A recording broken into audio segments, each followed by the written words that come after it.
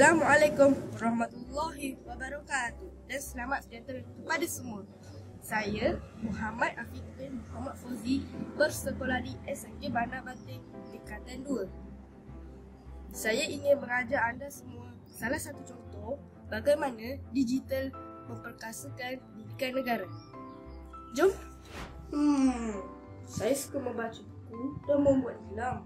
Tetapi untuk merekodkan nilam di kertas sangatlah menyusahkan. Bagaimanakah saya boleh membuat nilam dengan pantas dan efektif?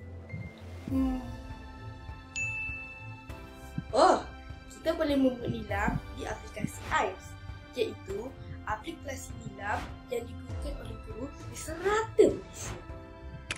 Okey kawan-kawan, cara untuk membuat nilam di aplikasi AIRS ini sangatlah senang.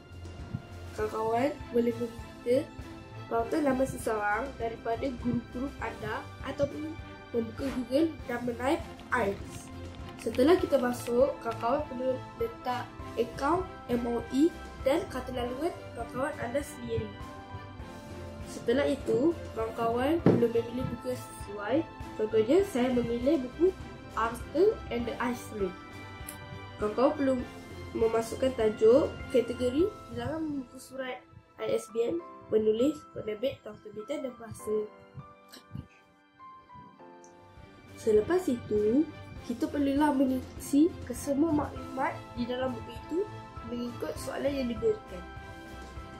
Lepas tu anda perlu tulis pengajaran apa yang anda dapat di dalam buku itu. Lepas tu anda tekan sahaja butang seterusnya dan siap. Senang tak kawan-kawan? Itulah cara untuk mengisi nilam menggunakan digital pada tahun 2025 ini. Okeylah, bye kawan-kawan.